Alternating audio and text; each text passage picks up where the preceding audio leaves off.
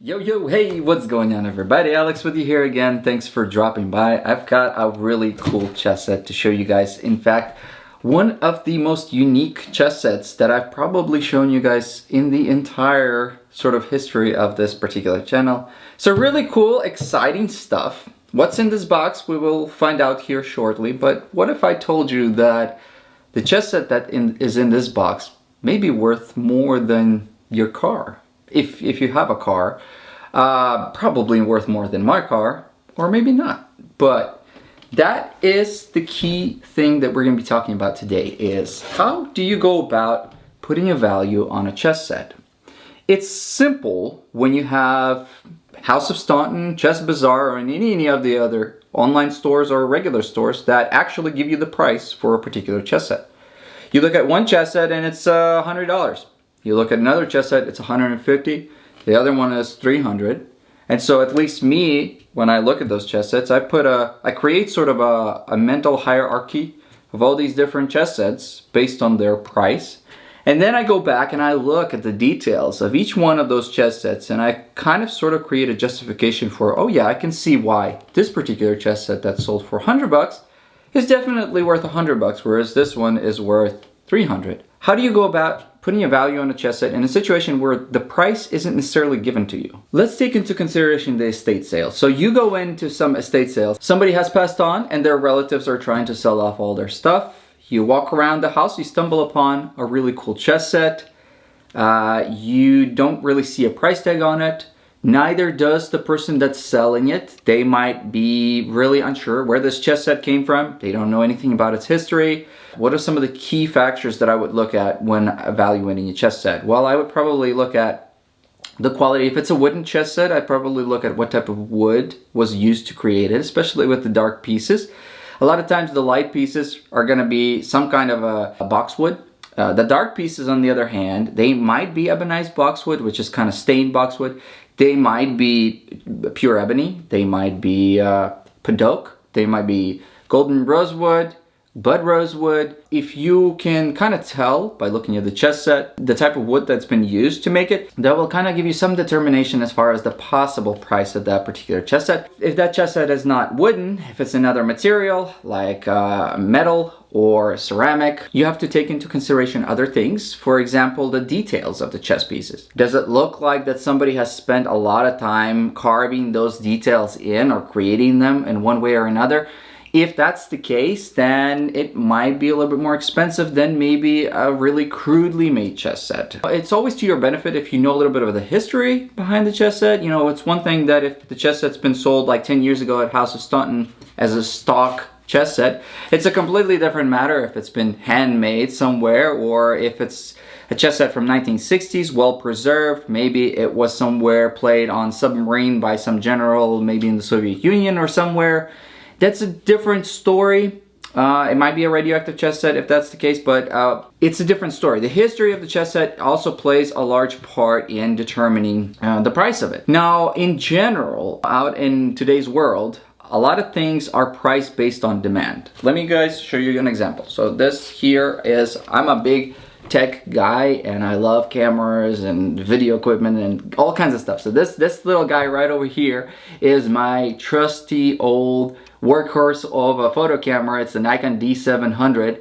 I love this thing. I got it back in 2010 for, I paid $2,200 for this. It came with the lens. $2,200 back in 2010. Equivalent price maybe as much as $4,000 nowadays. It's a wonderful camera. It served me really well, very reliable. Probably one of the best cameras as far as the photo camera that I've ever tested. It's still something I use to this day, a lot of times to take photographs. On eBay nowadays, you can get one of these for $300. It's the demand that lowers the price, or it increases the price of an item, because there's so many other cameras that have come out since the time of the release of the D700 that they sort of eclipsed in a way. And nobody even remembers the D700 unless you still use it or you're just a collector of cameras or something.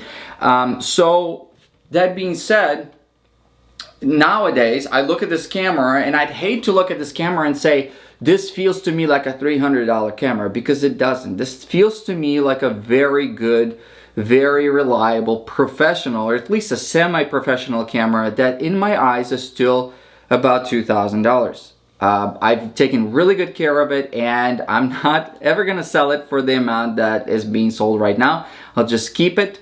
And that kind of shows you that when it comes to many different things in today's world, that the demand plays a big part of how expensive something is. You know, this particular lens, a beautiful zoom lens, that, what is it, the 70 to 210, okay? It's an awesome zoom lens to take photographs of birds and all kinds of stuff. Great for portraits, I assume. Wonderful optics. Some Nikon has taken time to create, design, and manufacture this lens. It's wonderful. If I stumbled upon this lens somewhere at an estate sale, I would have grabbed it without thinking twice. Now, you can buy one of these in really good condition for about $15 to $30. For a lens, that's nothing. That's nothing. That's like not even as much as some of us pay for lunch. So the demand for that particular lens is not good. Now, if it had a 70 to 200 instead of a 70 to 210, that would have been a big difference. And the 70 to 200 is a whole different lens, and it would have probably sold for, you know, close to $1,000. When it comes to a chess world, though, there's just not that much demand. I've tried selling some of my chess sets, and I sort of gave up on the idea, because unless you're selling in a very tight chess sort of enthusiast circle or something, if you're selling to the common people, there's really so little demand that you're gonna get no offers. You might get somebody that's literally gonna offer you like 10% of what the chess set's worth, and you're gonna be like, really? I mean, really? And nobody else will offer you anything. And then that same person will come back and they'll offer you 11% of what it's worth and say, that's the final I'm gonna give you. What? Like, no way, no way. But the demand for a lot of these chess sets low. You know, it's maybe because the general public realizes that a camera is practical and useful. You can do a bunch of stuff with the camera. A chess set is great in that a chess set can allow you to play chess in real time, but there's only so much usefulness out of it. A decorative chess set's even less useful because it's less practical. And so maybe the majority of people look at it and say, well, I don't really play chess, and I don't have room to have a decorative chess set on the shelf, even though I do realize that if I do have it on the shelf, it could be a nice conversation starter for some of the guests that come.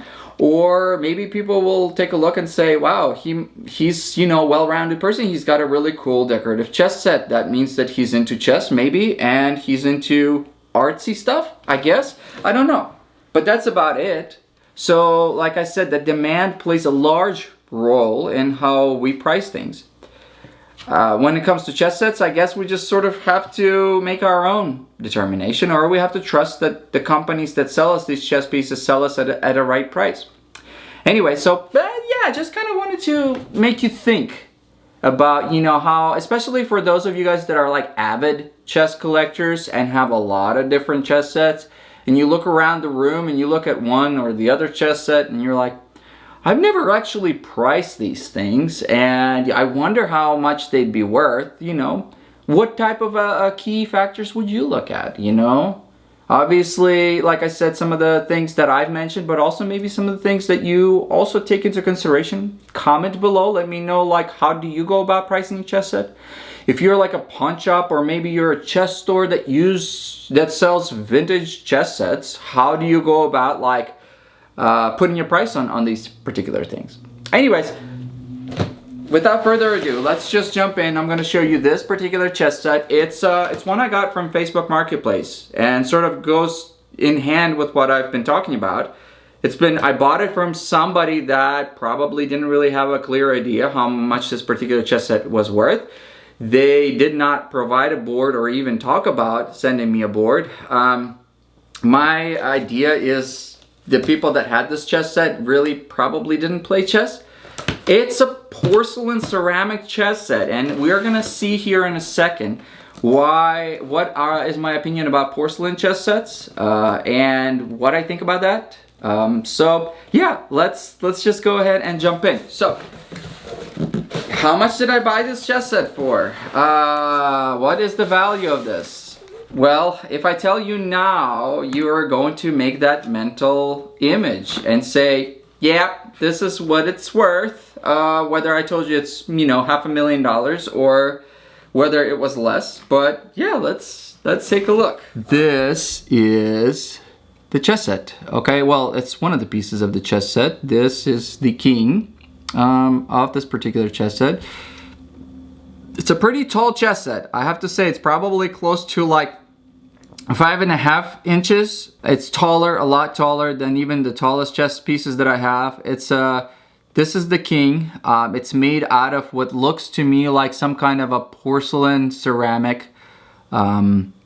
Really finely detailed. Like, let me show you up close. So look at that face. Sorry if my hands shake a little bit, but when I have to hold these pieces up close, like, my hands will shake a little bit. That's just normal. Got a nice, well-trimmed, well, I guess well-taken care of beard. Got this sort of a necklace or something. He's holding some kind of a knife. Got a really nice sort of serene, neutral look. On top, we're seeing some kind of a, what is that? Some kind of crown. Really quite nice. We turn him over and the hair kind of expands backwards a little bit. There we go. Now pay attention that the shawl or whatever piece of clothing that he's having over his shoulder is a particular color, as we'll see in a minute.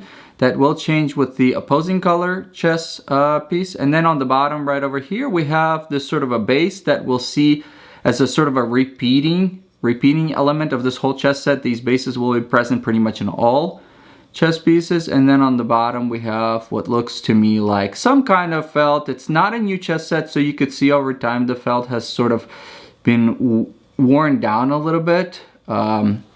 In the inside, I don't think I can push right in the middle here. I don't think there is a weight inside of this particular chess set, but it's not light. Like I said, it's made out of ceramic. You hear that? So it's like one of those, it almost feels like a teapot, like a decorative teapot. So it's a nice, weighty chess piece that sits well. It's well balanced, so it sits on the base here. It's really nice. Let me show you the other king. Actually has a different color. So here's the other king. Now here is the reason why I think that porcelain ceramic chess sets may not be the best thing for practical play. You see that little white thing over here? I certainly see it. Depends on how you keep these particular chess sets. I've kept mine in a box, but I don't think I had that when I purchased it initially. I don't know, I don't remember. You can probably just paint over this, but a minor chip has occurred, and whenever it chips like this, it creates a very unattractive sort of look, because the painting only extends to the very surface of the chess set. And when when something chips like this, which is not really hard to do with this particular material, then it will expose the underside, and we'll see on a couple of other pieces. All the other color here, as you can see, is yellow. As you'll see in all the other chess pieces of this particular one, the yellow will be something that will be sort of a recurrent thing. Yellow and green. And then the other king is blue and red, right over here. The base is a different color as well. Here the base is light, and here the base is going to be this dark. But they're all sort of this, there's no wood in the base. Everything is ceramic. Same felt on the bottom, right over here. Let's take a look at the queens, okay? The queens, also almost as tall as the king itself. Here's the difference. The king is maybe just a smidge taller. I'm kind of holding it on the same level. As you could see, not that, almost about the same. In fact, I think the queen is actually a little bit taller.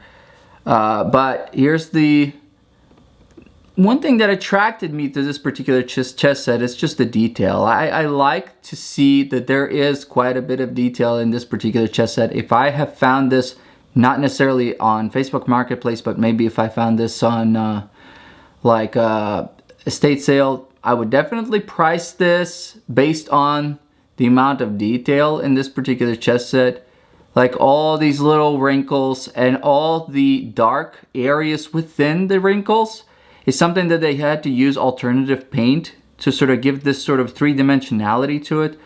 So, you know, in my opinion, I put a lot of value, personal value into, look at this. Also, it's recognized, my camera is recognizing it based on face. Like it has face recognition, so it's putting an eye on where the queen's eye is. That's kind of hilarious. But yeah, you have this top crown here, also pretty detailed. I can only get this so close before it goes out of focus, but that's really cool. I think that's really cool. Got this little necklace here. Even the necklace has a little thing in the center that's a different color. Then we see that we got this sort of a belt or something right there in the middle. It goes out of focus a little bit when I get too close. And then the bottom one. Alternatively, the other color queen, I'm assuming this is the light because of the light base. Pretty much the same way. The hand is kind of touching the necklace there. Almost kind of has this worried expression of like kind of putting her hand where the heart is, sort of like, oh, I'm just worried a little bit, but still smiling, as you could see. Not an angry face, but just like the other queen, lots of details, lots of, even in the back. I really like the fact that it has quite a bit of detail right over here. Very, very nice. Nicely painted, nicely. I wonder if this was handmade or if it was made by a machine. Maybe the molding was made by a machine, but I'm not really sure. And there's the base. By the way, with this particular chess set, you only get 2 queens. As is, it's like I said, it's a decorative chess set more so than it would be a practical one. You do only get 2 queens. And there isn't any particularly good way of flipping the rook upside down if you wanted to make the rook be a queen, as we will see shortly here, because you can't really, it's not going to balance upside down. But that's that. So like I said, another reason to understand and know that this is, you know, it's more of a decorative chess set. Here we see a jolly sort of a middle-aged person that's wearing the mitral hat. This is the bishop. So they've literally created this sort of a bishop or a pope or whatever we may think of him. And the mitral hat on top sits right on top of his head, and quite a lot of detail here. We got this little line that extends all the way to the top. And the hat's been made pretty well, as you guys can see. And then got a hair line that's kind of cut in a very ecclesiastic way, I suppose. And he's got a little bit of a smile and kind of a serene, very calm face, like he knows what's going on, even though in the game he would probably be captured halfway through the game. But you know, he's calm. He's got this sort of a finger up that says, hey, I have an idea, or maybe he's just has his finger up to bless you or something, I don't know. Got a little tiny spectra or some kind of a staff here that he's holding. And once again, a lot of details. There's only so much details you can put into each of one of the individual pieces, especially if it's a smaller chess set. This chess set is big enough for those details to be placed normally, but as you guys can see right over here, still really, really cool. This little fleur-de-lis, I think it's fleur-de-lis in the middle. These sort of on this robe, you can see it on the side as well. Now the bishop's going to be a little bit smaller than the queen. Nice balanced chess piece due to the large base here and the felt. So whenever this chess set was created, I don't know, I think that the fact that they have this really nice felt here, maybe it was intended to be a normal playing chess set, and you know that all the pieces actually have good stable base. But at the same time, I don't know, the usefulness of because these ceramic chess sets, they kind of break. Here's the other color. If we look up closely, it's the same sort of facial expression, but the hat is a different color. We got a green hat in this case. Sometimes they'll make the hair also a little bit different, like maybe darker a little bit, but same facial expression. Different robe. Here we see yellow and green, and then the base is dark. So I'm assuming these are going to be the dark pieces. Has the finger up the same way, has the spectra, so really cool. These are the knights, light and dark. I'll kind of show you guys both together at the beginning, and then I'll zoom in on one of them. Not much different between the two knights except the colors here and the top portion, just slightly different. The bases are also different color, but let me show you up close. The knight is also made pretty well. It's not super tall, yet it's still pretty tall. I think it's taller than the bishop. It's got this interesting cut here in the back. Sort of this rise right out of the base, because at the base we only see this much, but then it expands out all the way to this width. So really cool. Really does look like a knight. So this is sort of like a medieval themed chess set, I guess. Since we see all these sort of decorations that I would presume would be present in like Middle Ages. Got a nice mane there in the back. The mouth here is closed. Really cool. Really cool. These two are the rooks. So the rooks are going to be made like towers. The dark rook here, and then the light rook right over here. If we take a closer look at the dark rook over here, we could see also once again quite a bit of detail. We've got this sort of a top roof right over here. Then we have this middle part, and then another little tiny kind of sub roof where you see little windows here. There's this sort of a design where we could see brick being laid out. Now the brick, you can actually, if you put your nail over, you can feel that there's some relief to it. So there's 3D dimensionality to this chess set. Once again, we have these under the roof, we have these sort of little details right over here too. Same kind of repeating thing here. Then we have a bunch more windows, a little door here, and then this base. A nice dark base right over here with felt, just like before. But if we turn this right over here, I'll show you guys here in just a second. Boom, you know. And I don't even know how these little chips came from, where they came from. I don't remember them when I initially purchased this, but just sitting in the box and kind of rubbing against each other.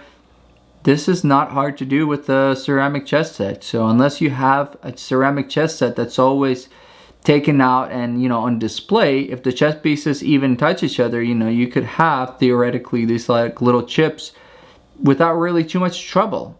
So that's another reason why, in my opinion, ceramic chess sets are probably not as practical as, you know, other materials like metal or wood. Here's the light rook, I guess. It's a little bit deceiving because for the light pieces, the main color is blue and this dark red. For the dark pieces, it's yellow. In my opinion, blue is more darker than yellow, but I guess we're going based on the color of the bases too. So if you're using a chess set like this to play regular games, I guess you could kind of get used to differentiating which chess is, you know, which side. So yeah, pretty cool. Really quite nice. I'm going to show you guys the pawns now. The pawns are also relatively unique in the sense that even in the pawns there's quite a bit of detail. You can see both the light and the dark pawns are, well, I'll just show you guys this particular one. Got a, once again, got this sort of a serene face. Got a nice sword here, shield, well protected. This helmet right over here. That extends backwards and looks like there's additional protection. I guess this is chainmail or so. Yeah, look at that. That's really cool. a lot of detail, in fact, in this particular chess set. I believe that this is also chainmail, so that protects this particular piece against arrows, I suppose. But on top of this, he's got this color. I don't know if it's a tunic or some kind of a leather vest or something. So that's really, really cool. Got this like little symbol here on the very top, and a nice beard, kind of like the king here. So the pawn itself isn't very tall compared to like the king, but it's still tall enough to, it's about like, you know, about half size, maybe. No, it's actually more like it's almost to its shoulders. So the dark pawn also has a really nice sort of coloration here. The chainmail that we see here is not golden, it's silver now, which goes well, because if it was yellow, it would kind of blend in too much with the leather vest or whatever vest it is. And then the top head here is green. I think these pieces, the beard, it's a little bit darker. But yeah, really cool. Look at that. Very, very nice. Let me just go ahead and kind of conclude the presentation by setting these chess pieces up on a board. Sort of show you how they sit well together, what they look like. Kind of give you guys my conclusions. In order to kind of give you guys a little bit of a better idea as far as how these chess pieces are in direct sunlight, I put the table a little bit closer to the window so you guys can have a better view of these chess pieces and sort of get a better appreciation. So that's that. Yeah, look at this chess set. What do you guys think? I feel like what attracted me to this particular set is just overall, like, I don't know, it looks pleasant, looks nice, looks detailed. Very cool. And on this side you guys can see the dark pieces as well. Very awesome.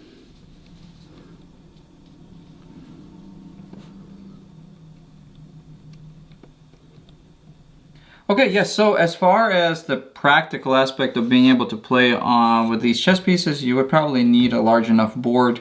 This handmade board from Greece that I've also reviewed for you guys prior, this is a 2.25 square board, and it's just big enough to be able to have these pieces sit relatively comfortably. Although when it comes to like the queen and king, they do occupy a little bit more space. So you got to be a little bit careful with those, because they kind of will. It sounds like we're having a tea party. But yeah, you don't want to do this too much, because then they'll crack. But the pieces, you know, they hold pretty well. You still have the same sort of ergonomics. Not the same ergonomics, but they're kind of similar. And I feel like you can still have a pretty good game. As with any decorative or themed chess set, we always have an issue of, like, especially if you haven't played with the decorative chess set, you kind of can potentially lose yourself in the fact that these chess pieces are, they're not, you know, like the bishop doesn't look like a bishop that we're used to seeing. You know, the pawns look like warriors. And so unless you've played with this particular chess set, you know, sort of long enough, then you kind of may lose yourself in just, like, I'm going by here based simply on the position of the chess pieces where they were initially, because yeah, this looks like a bishop if I keep looking at it long enough, but I don't know.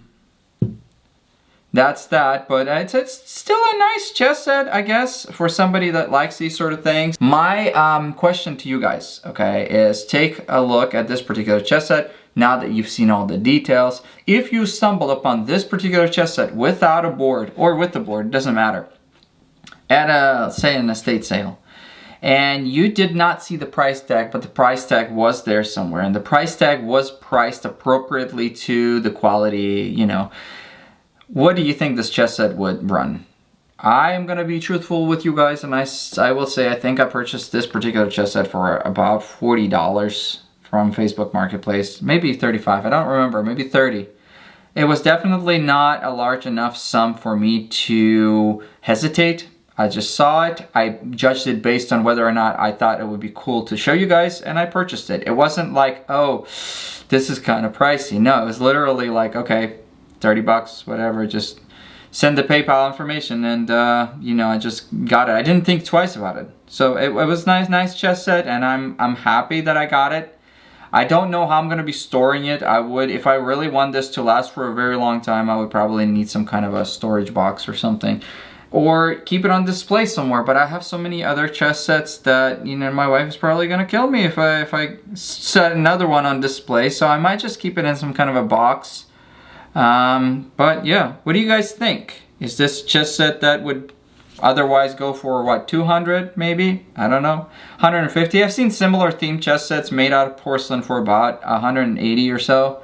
But you know, every chess set's different. Like I said, depends on what company made it.